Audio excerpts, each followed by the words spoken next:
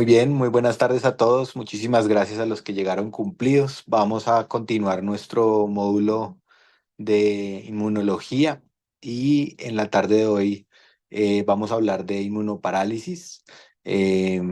María Juliana, que es residente primer año de cuidado intensivo de la Universidad Nacional de Colombia, les preparó esta charla con la intención de que fuera un poco más allá de lo que ya habíamos hablado en la charla pasada, que fue más orientada hacia sepsis. Creo que les va a gustar mucho, creo que está muy buena. Entonces, ánimo Juliana, adelante.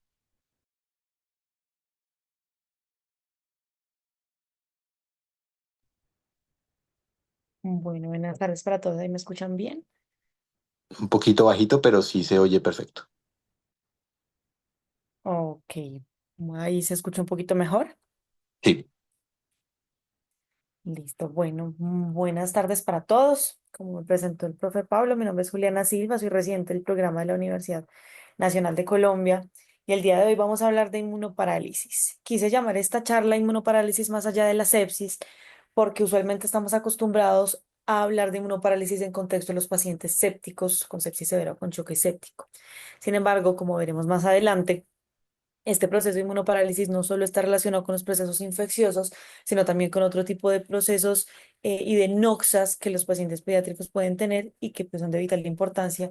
entenderlos dentro del manejo de estos pacientes. Empezaremos por el principio,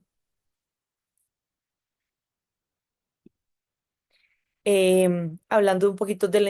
inmunología, de la inflamación. Recordemos entonces que el sistema inmune del ser humano está compuesto por el sistema inmune innato y el sistema inmune adaptativo. El sistema inmune innato es aquel que se encarga de la respuesta del organismo frente a noxas que no son conocidas previamente.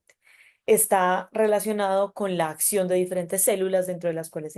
pues, se encuentran los monocitos, los macrófagos, los polimorfonucleares, los natural killer y también algunas células dendríticas. Y tiene como principal rol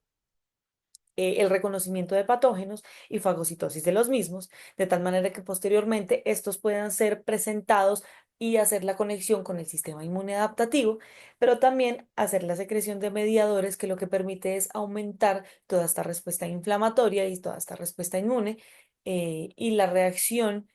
como en cadena que se produce frente a una noxa, que veremos más adelante que pueden ser de diferentes clases. Recordemos entonces que los organismos son detectados por diferentes receptores por medio de lo que nosotros conocemos como los PAMs o los patrones moleculares relacionados con patógenos. Estos patrones moleculares son detectados inicialmente por diferentes receptores como los Toll-like receptors o los NOG-like receptors o los receptores tipo T asociados a lecitina, y estos receptores posteriormente generan cierto tipo de citoquinas y de quimioquinas que reclutan y activan diferentes tipos de células efectoras, dentro de las cuales pues están los leucocitos, los neutrófilos y posteriormente los linfocitos. Sin embargo, estas citoquinas no solo están relacionadas con la activación celular, sino también con la activación de diferentes respuestas no relacionadas a las células, como lo son la activación de todo el sistema de complemento, también la activación de todo el sistema de anticoagulación, pero también estas citoquinas viajan a diferentes órganos del cuerpo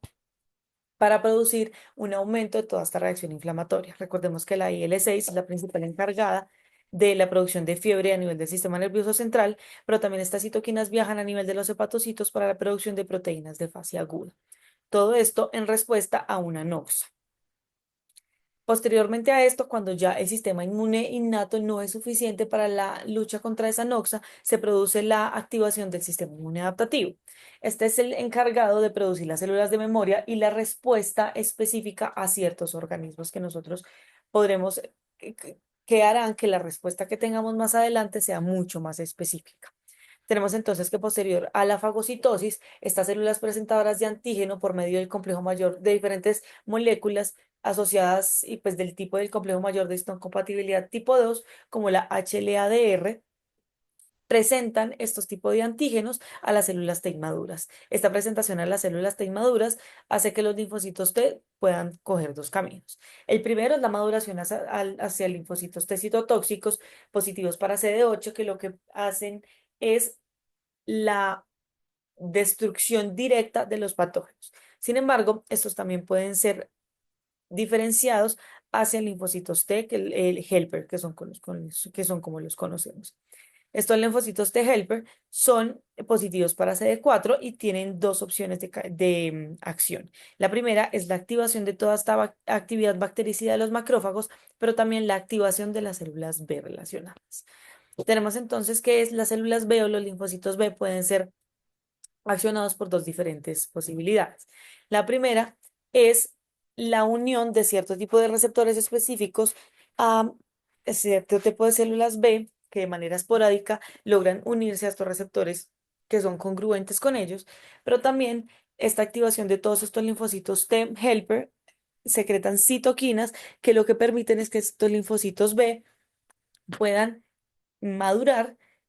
o a plasmocitos, que son aquellas células encargadas de la secreción de anticuerpos, o a linfocitos B de memoria. Todo esto hablándole en contexto de que vamos a hablar entonces de lo que ya hablamos previamente, que es la respuesta al estrés. Recordemos que frente a una noxa se produce una activación tanto de una respuesta proinflamatoria como de una respuesta antiinflamatoria de manera simultánea. Por medio de diferentes métodos que tiene el organismo, estas respuestas logran llegar a un equilibrio y volver inmediatamente a la homeostasis. Sin embargo, cuando alguna de estas respuestas predomina sobre la otra respuesta, pues es lo que podemos conocer después como el PIX, que es el síndrome de inmunoparálisis, inflamación y catabolismo persistente. En relación a la respuesta proinflamatoria, desde el punto de vista de mediadores inmunológicos, vemos un aumento en los niveles de plasma de interleuquina 6 plasmáticos y de interleuquina 8, pero también signos clínicos como lo son la fiebre persistente, el, la fuga capilar y también está relacionado con mayor disfunción multiorgánica y por ende mayor muerte. Sin embargo, cuando tenemos que la respuesta antiinflamatoria predomina sobre la respuesta proinflamatoria, es lo que conocemos nosotros como el CARS. El CARS es esta respuesta antiinflamatoria que se genera mediante la secreción exagerada de diferentes tipos de mediadores inflamatorios que posteriormente veremos que tendrán implicaciones tanto clínicas como terapéuticas. Desde el punto de vista serológico, podemos ver que el CARS está relacionado con un aumento de los niveles de interleuquina 10 plasmáticos y una disminución de la expresión del HLA-DR monocitario. Recordemos, como les dije previamente, que el HLA-DR monocitario es una molécula del complejo mayor de histocompatibilidad TIMP2 encargada de todo este proceso de la presentación de antígenos a los linfocitos T, por lo que una disminución de esta expresión disminuiría la presentación de antígenos a los linfocitos B, a los linfocitos T y por ende una disminución de toda la activación del sistema inmune adaptativo. También se ha visto que en relación con el CARS hay una disminución de la expresión del factor de necrosis tumoral alfa en ex vivo en relación a la estimulación por medio de lipopolisacáridos, pero también una disminución no solo del conteo linfocitario con un aumento de la apoptosis de linfocitos, pero también una disminución de la capacidad de reactividad a las citoquinas. En contextos clínicos hablaremos de tres cuestiones clínicas principales. La primera entonces es el trauma, la segunda es la que ya bien conocemos todos, que es la sepsis, y la tercera, que es el bypass cardiopulmonar. Empezaremos entonces hablando del trauma mayor. Nos iremos un poquito más atrás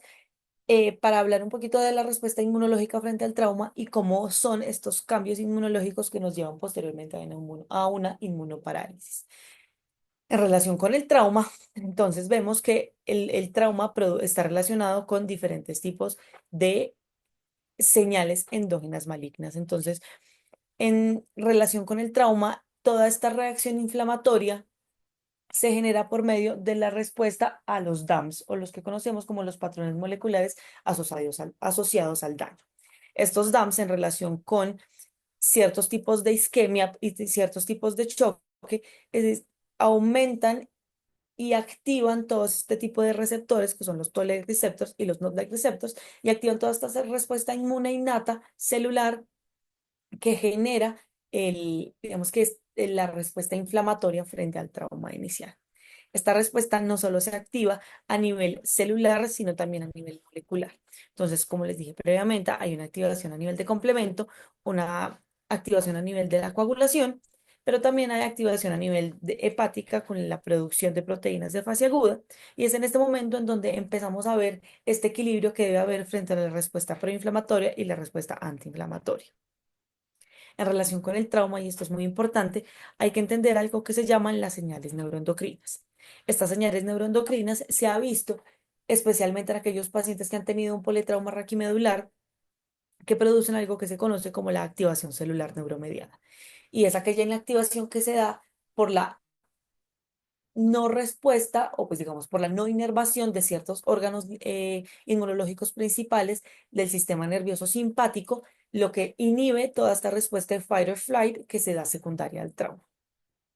Esto lo que nos lleva posteriormente es un aumento de la apoptosis de estas células, a una inmunodepresión y por ende a una inmunoparálisis en los pacientes con trauma. Desde el punto de vista del sistema inmune innato, entonces vemos una disminución de la fagocitosis, disminución de la producción de em, todas las trampas de neutrófilos, disminución de la quimiotaxis, disminución de la citotoxicidad de las células NK y aumento de los niveles plasmáticos de la interleuquina 17. Y a pesar de que sí, a nivel del trauma, sí hay un aumento en la respuesta proinflamatoria, con un aumento de los niveles del factor de necrosis tumoral alfa, interleuquina 1 e interleuquina 6, en esos pacientes que migran a todo este subtipo de inmunoparálisis, sí hay un aumento exagerado de los niveles de interleuquina 10. Esta siendo una de las representantes principales de todo este sistema antiinflamatorio en relación a una anorexia. También se ha visto que hay un aumento del factor de crecimiento transformante beta o el TGF beta y una disminución de la expresión del HLA-DR, como les mostré previamente. ¿Qué implicaciones tiene esto desde el punto de vista clínico? Iniciaremos entonces mostrándoles un poquito cómo es la respuesta inmunológica al trauma. Este es un estudio realizado por el doctor Mukhamed en dos hospitales de trauma en la ciudad de Moscú, Rusia. El doctor tomó todos los pacientes que ingresaban con motivos de consulta como un politrauma y les tomó muestra a los pacientes que no tenían ningún tipo de complicación inflamatoria asociada. Hizo la medición de diferentes células y diferentes citoquinas y quimioquinas al ingreso de estos pacientes al servicio de urgencias, pero también lo hizo de manera seguida en el día 3, 7, 14, 21, al mes, a los 3 meses, a los 2 meses y a los 3 meses. Vemos entonces en las gráficas que les muestro a mano izquierda que en comparación con los controles que utilizó el doctor, que es esta barra que ven a mano izquierda, hubo una activación en el primer día del trauma, tanto de interleuquina 10, que representa toda esta respuesta antiinflamatoria, como de interleuquina 6, demostrando lo que dijimos previamente, que sí, hay una activación no solo de la respuesta inflamatoria, sino también de la respuesta antiinflamatoria. Pero también podemos ver aquí a mano derecha que en comparación con los controles, a nivel del primer día del trauma, los pacientes sí presentaron un aumento de toda esta reacción de linfocitos B y de estos subtipos de linfocitos B que no solo están relacionados con la producción de anticuerpos, sino también con las células de memoria. ¿Qué implicaciones tiene esto? Que sí, desde el día 1 no solo hay una activación del sistema inmune innato, sino que también, a pesar de que esta requiere un poquito más de tiempo, hay una activación del sistema inmune adaptativo. ¿Qué tanto podemos predecir entonces nosotros la severidad de los traumas por medio de estos mediadores inflamatorios? Este es un estudio observacional prospectivo que se realizó durante 14 meses por el doctor Jing Ma en en el Hospital Pediátrico de Xi'an, en el cual tomó a pacientes con diferentes mecanismos de trauma y evaluó la medición de la interleuquina 6 en comparación con diferentes factores de inflamación como lo son el lactato,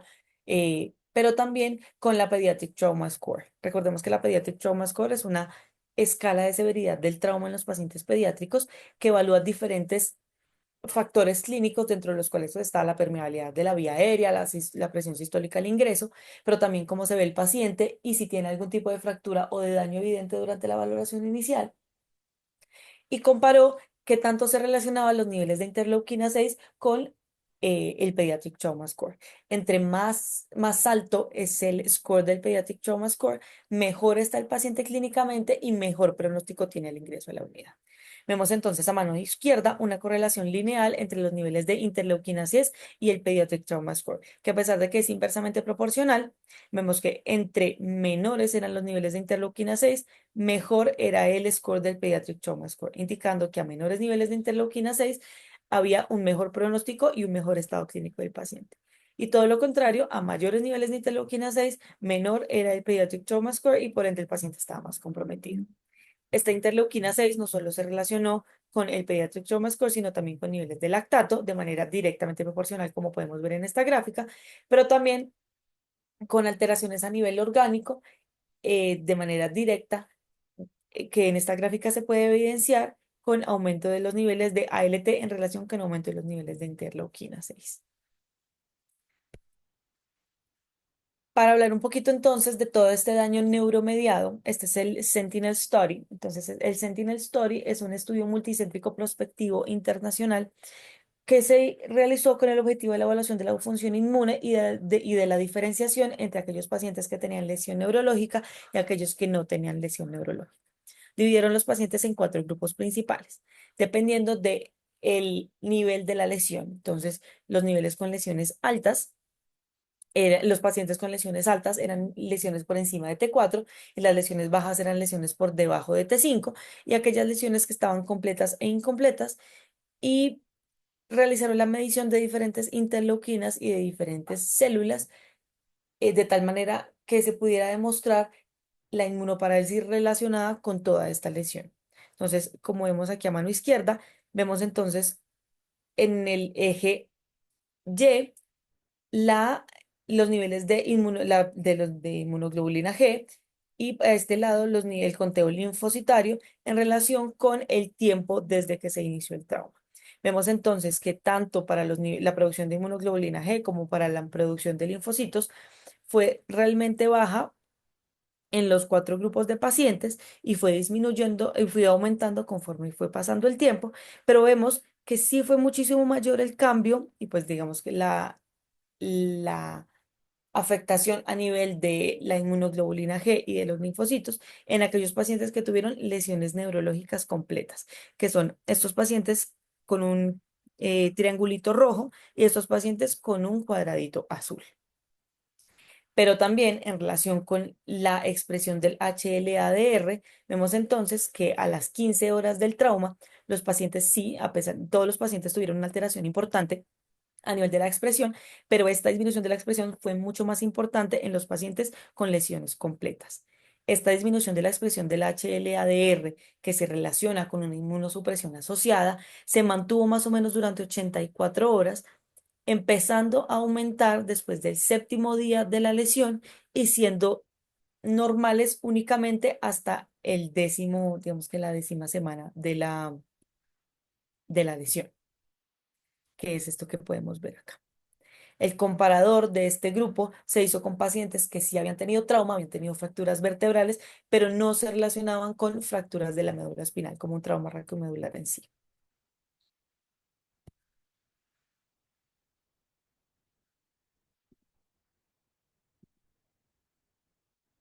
Y entonces este nivel de inmunosupresión se correlaciona con la clínica. Este es un estudio que, a pesar de que es un estudio viejito, es bastante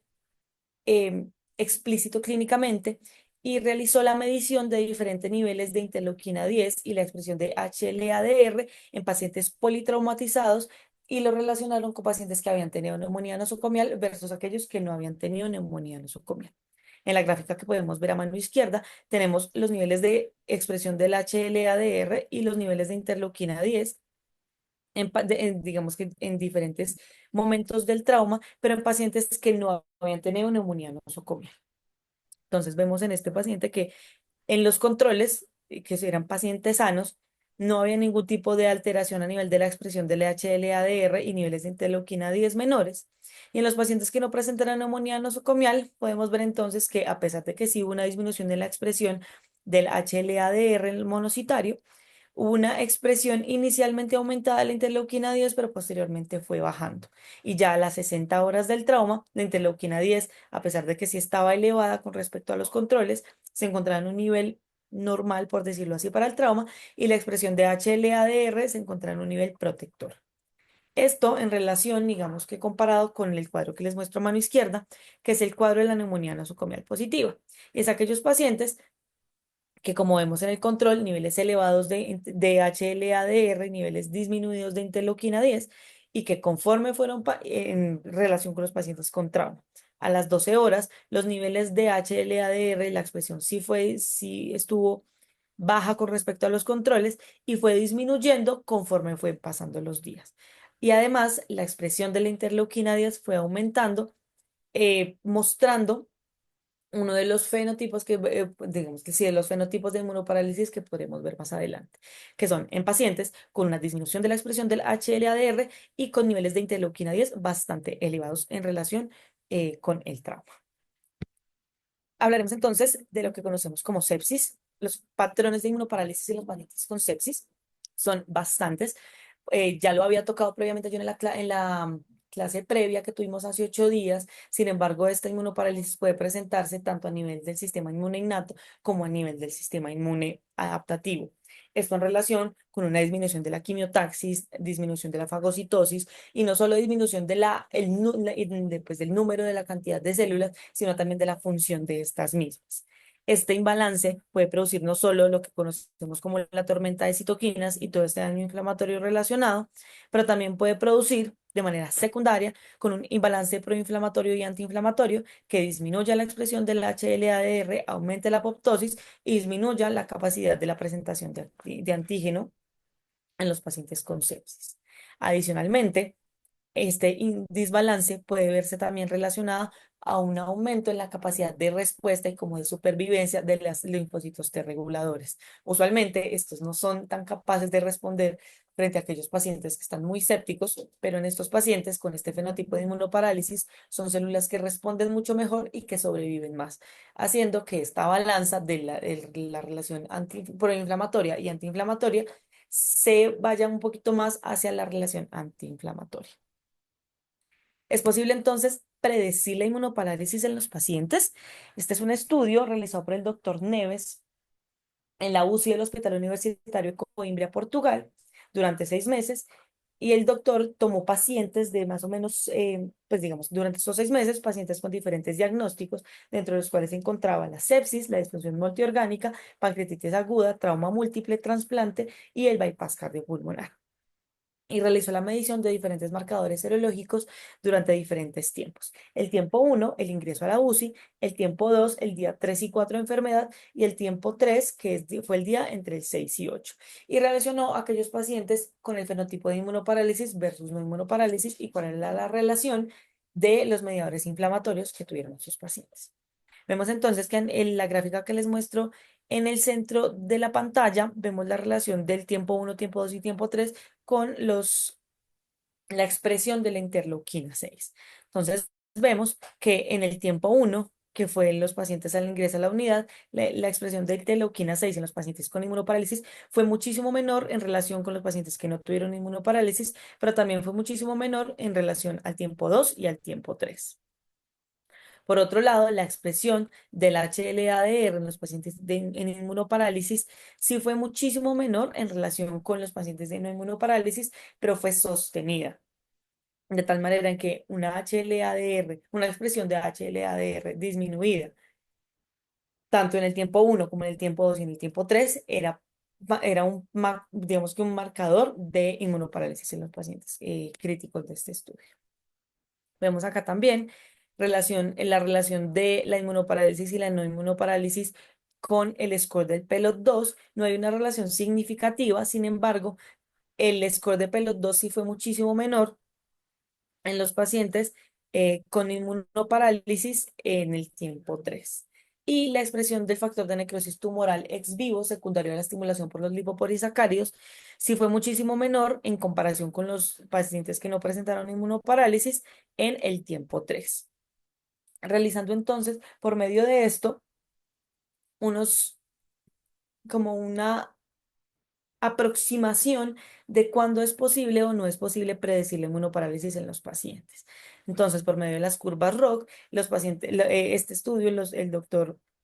Neves encontró como dos fenotipos principales de inmunoparálisis. Bajo el tiempo 1, que es el ingreso a la unidad, bajos niveles de interleuquina 6 y baja expresión del HLA-DR, que es la gráfica que vemos a mano izquierda, tiene una especificidad importante con un área bajo la curva en estas curvas ROC de 0,90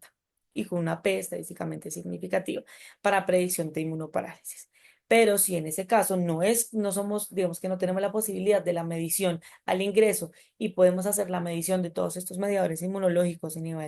el día 6 a 8 de la enfermedad, vemos entonces que bajos niveles de la expresión de HLA-DR y bajos niveles de la expresión del tumor necrosis factor alfa a nivel del día 6 a 8 también está relacionado con la predicción de la inmunoparálisis con un área bajo la curva de 0,83 y una P significativa. ¿Qué implica entonces estos hallazgos? Que sí es posible hacer la predicción de la inmunoparálisis en los pacientes con sepsis. Y esta inmunoparálisis puede predecir la severidad. Este es un estudio muy bonito que encontré realizado por el doctor Young, en el cual utiliza el ratio neutrófilos linfocitos y hace la comparación de este ratio neutrófilos linfocitos con eh, diferentes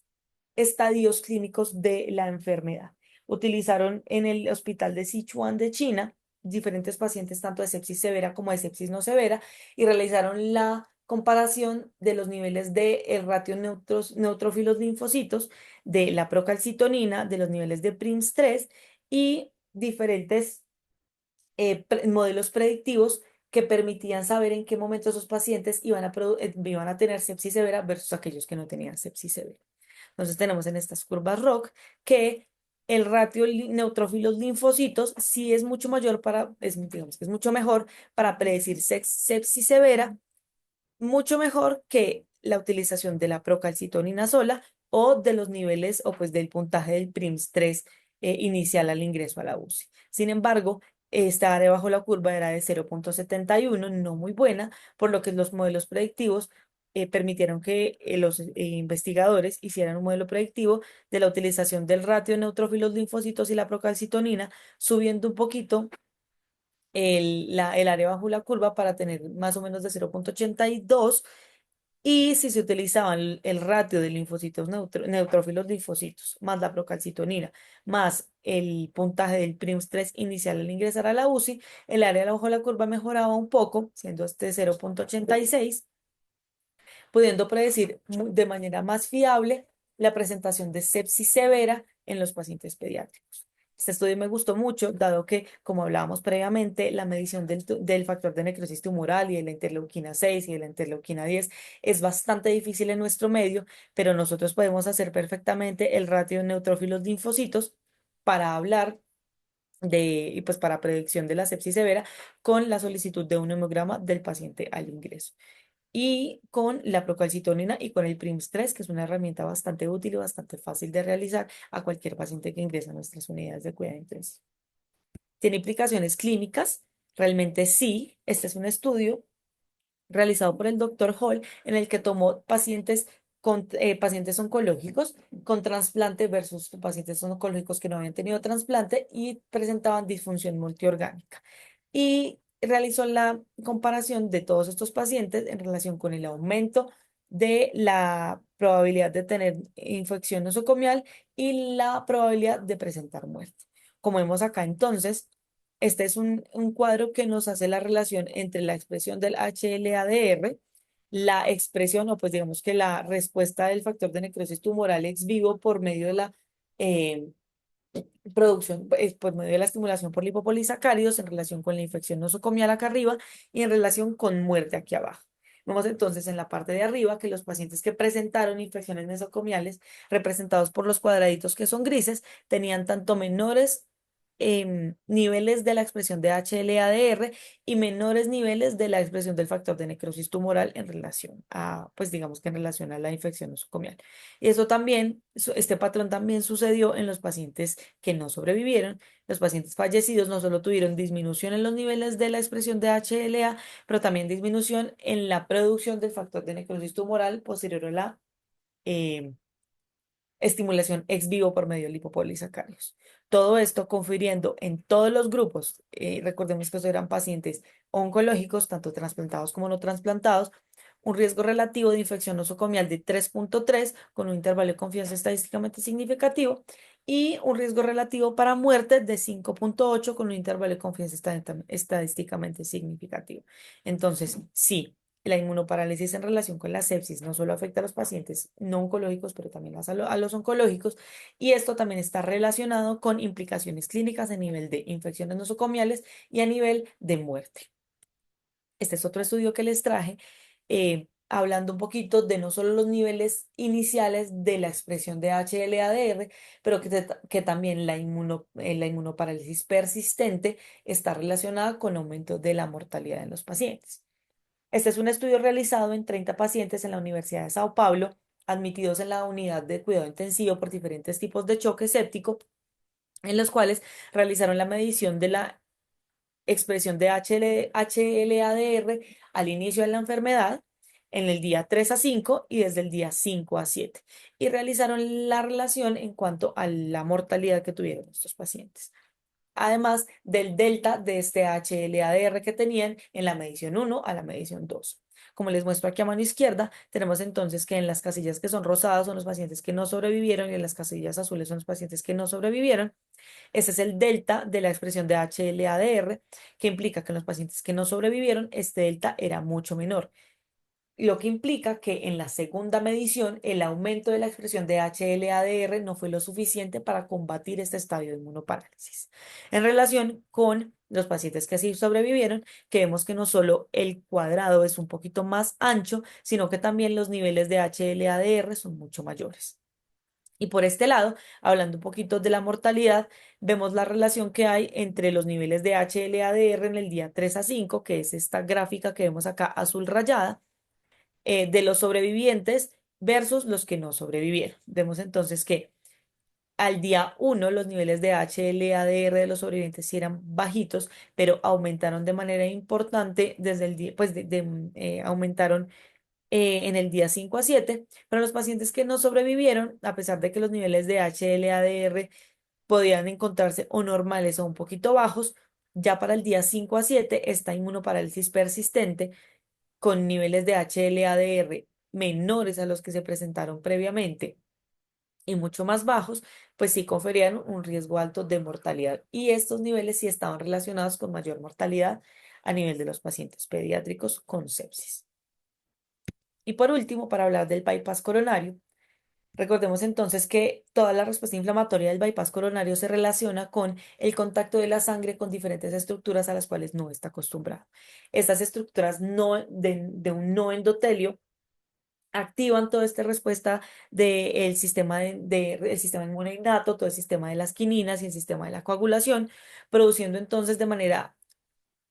secundaria, alteraciones a nivel del endotelio, y estas activaciones a nivel del endotelio están relacionadas no solo con todo lo que tenga que ver con los DAMPs en relación con el proceso de reperfusión isquemia, pero también con la activación del complemento y por ende la activación de toda esta cascada inflamatoria posterior del sistema inmune innато y del sistema inmune adaptativo. Usualmente nosotros hablamos del CIRS post-bomba o de toda esta respuesta inflamatoria sistémica importante en los pacientes que requirieron una bomba, pero también esta respuesta, a pesar de que la mayoría de estas puede ser de manera proinflamatoria, también puede encontrarse a nivel antiinflamatorio. Vemos entonces que cuando hay una modificación inmune de estos pacientes, hay una disminución de diferentes tipos de linfocitos, disminución de la producción de citoquinas, disminución de la habilidad para la diferenciación, disminución de la expresión del HLA-DR, como vimos, y esto lo que produce de manera secundaria es una disminución del conteo absoluto, tanto linfocítico como pues de los neutrófilos, una disminución de la cantidad que puede actuar frente a esta respuesta inmune, pero también aumento de toda esta conteo inmaduro, disminución de la degranulación y aumento de la apoptosis con disminución también de la proliferación. ¿Esto realmente tiene algún tipo de significado a nivel clínico? Y sí, realmente sí tenemos significado a nivel clínico. Este es un estudio que tomé de pacientes adultos que requirieron un bypass cardiopulmonar secundario a una corrección em, de algún tipo de cardiopatía congénita, pues pacientes mayores de 18 años, en el cual realizaron la medición del factor de necrosis tumoral y de la interleuquina 10 el día 1, el día 3 y el día 5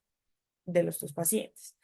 y realizaron la diferenciación entre los pacientes que tenían inmunoparálisis y no tenían inmunoparálisis. Vemos entonces, y también, pues digamos que esta medición se relacionó con los pacientes que habían presentado algún tipo de infección posterior versus aquellos pacientes que no habían presentado ningún tipo de infección posterior. En la gráfica que les muestro a mano izquierda, tenemos la relación de la expresión o pues de la síntesis de factor de necrosis tumoral alfa por la estimulación ex vivo por medio de lipopolisacáridos digamos que en la parte preoperatoria, en el posoperatorio inmediato, día 1, día 3 y día 5. En los pacientes vemos entonces que en el prequirúrgico, la estimulación del factor de necrosis tumoral en los no infectados era muchísimo mayor con respecto a los infectados, pero en el postquirúrgico esto disminuyó de manera importante. Y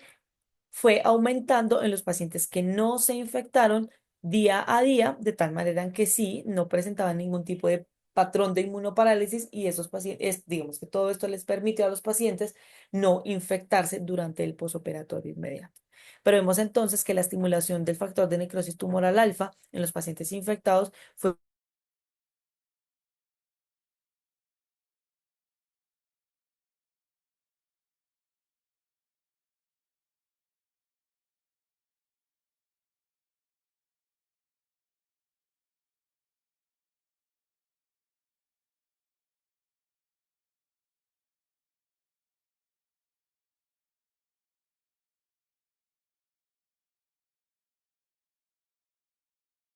mediadores inflamatorios, no solo pues está relacionado con aumento de la infección, sino con todo este sistema de inmunodepresión a nivel de el requerimiento no solo de la bomba intraquirúrgica, sino de la bomba postquirúrgica. Esta es la dinámica de citoquinas de un estudio realizado en un, digamos como en un centro en el cual se propendió por la medición de estos mediadores inflamatorios en los pacientes postquirúrgicos, pues digamos que postbomba, en diferentes estadios.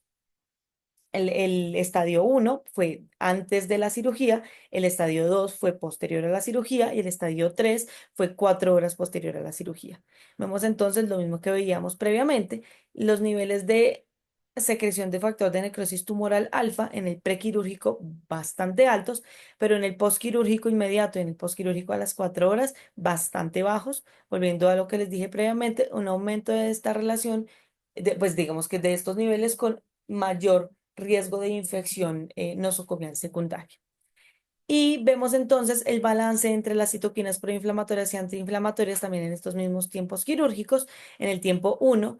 la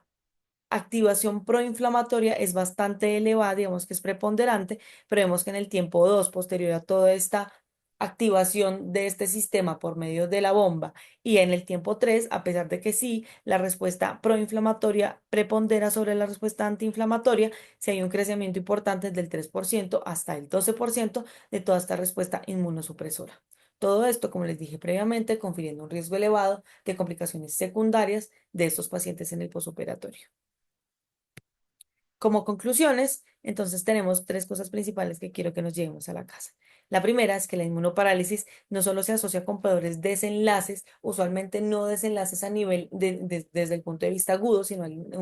desenlaces a mediano plazo, como son las infecciones nosocomiales y por ende mayor mortalidad. Este es un síndrome clínico y paraclínico que no solo está relacionado con la sepsis y que su identificación temprana es un pilar para el futuro dentro de la terapéutica, porque no solo la identificación de este proceso de inmunoparálisis está relacionado con la predicción de la severidad del compromiso multiorgánico de estos pacientes, sino que podríamos actuar en tal caso, como ya lo vimos previamente y lo veremos en las charlas posteriores, en aquellos pacientes en los cuales creamos que tienen algún tipo de fenotipo de inmunoparálisis para prevenir estas complicaciones secundarias. Muchas gracias.